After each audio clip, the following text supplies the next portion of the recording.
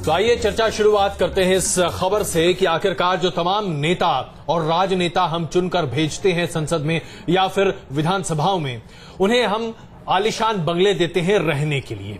और उन बंगलों में दरअसल होता क्या है? क्या वो खुद रहते हैं? जी नहीं।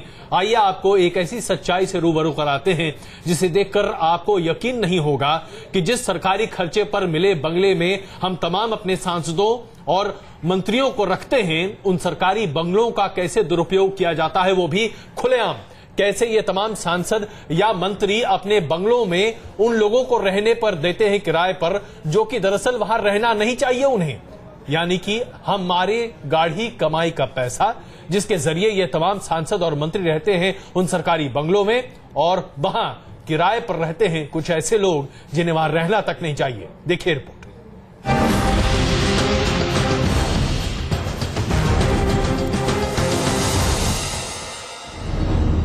सरकारी बंगले में लॉन्ड्री की दुकान,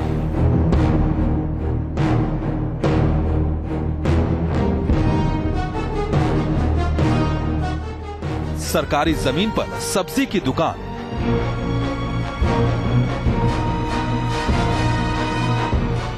सुनने में अजीब सा लगता है, लेकिन दिल्ली के वीआईपी इलाकों में बने सरकारी बंगलों में कुछ ऐसा ही गड़बड़ झाला चल रहा है।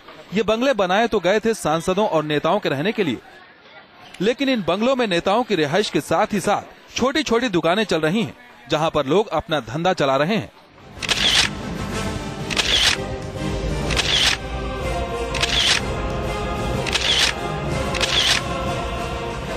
गौर से देखिए इन तस्वीरों को।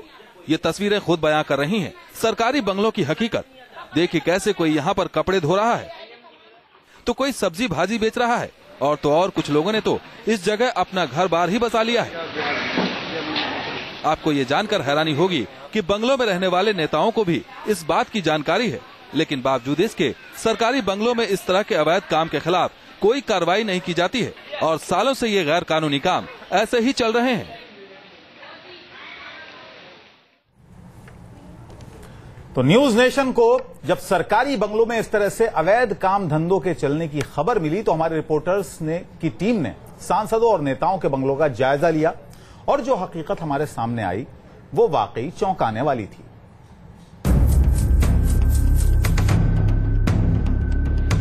सरकारी बंगलों का रियलिटी चेक करने के लिए हमारी टीम सबसे पहले नॉर्थ एवेन्यू में डीएम के सांसद टीकेएस इलनगोवन के सरकारी आवास पर पहुंची। इलनगोवन साहब के बंगले के अगले हिस्से में तो सब ठीक ठाक था, लेकिन जब हमारा कैमरा बंगले के पीछे बने सर्वेंट क्वार्टर्स और गैराज तक पहुंचा तो तस्वीर पूरी बदल गई थी। सांसद महोदय के आवास में बने गैराज में लॉन्ड्री चल रही थी, जहां लोग कपड़े धोने का काम कर रहे थे। यहां पर पानी के पाइप से लेकर बड़े बड़े टब और वॉशिंग मशीन तक रखे हुए थे।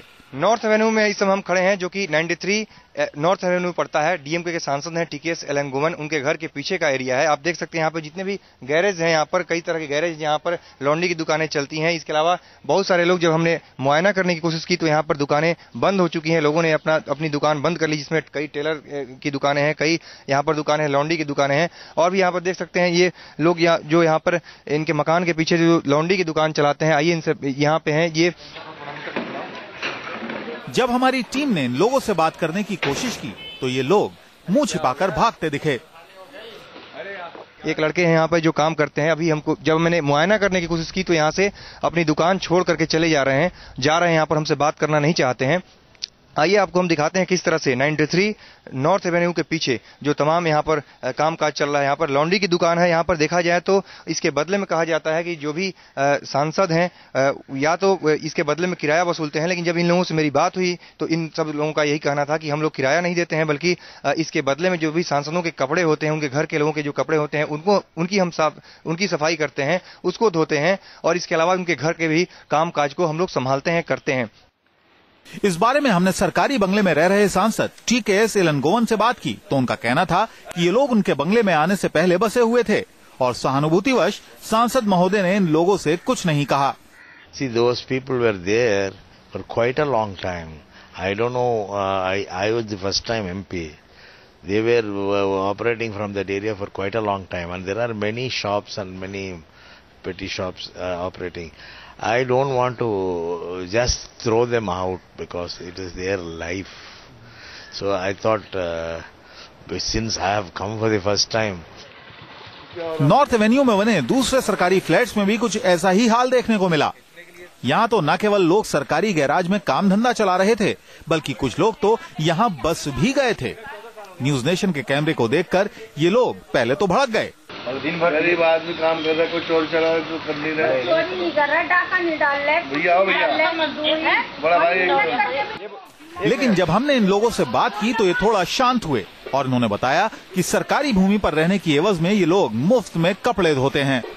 झाड़ू पोछा कपड़ों पे हैं, गरीब को खाना भी मिलेगा तो हम आज कोई नया नहीं रह रहे, हम पुराने रह रहे हैं। हालांकि बात करते करते इन लोगों का दर्द भी छलक आया और इन्होंने कहा कि आम आदमी के सिर पर छत देना सरकार का काम है और जब दिल्ली सरकार इस पर नाकामयाब हो गई तो मजबूरी में इन्हें सरकारी बंगलों के गैराज में अपना आशियाना बनाना पड़ा। अपनी रोजी के लिए लड़ रहे हैं। 122 नंबर फोटो खींच रहे हैं। हमारे लिए कोई सुविधा करिए।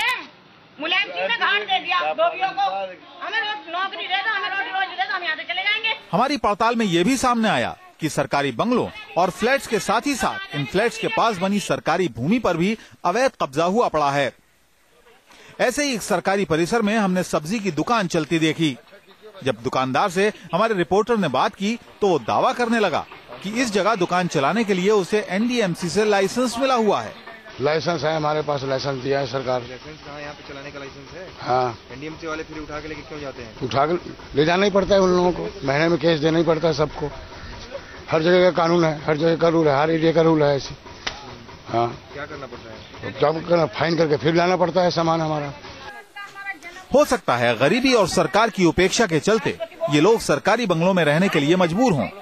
हो सकता है कि नेता या सांसद इनसे हमदर्दी के चलते कोई आपत्ति न उठाते हों, लेकिन क्या ये दलीलें सरकारी संपत्ति के दुरुपयोग को जायज बताने के लिए काफी हैं? Team news nation. अब जरा आप ही सोचिए, बड़ी बड़ी कोठियां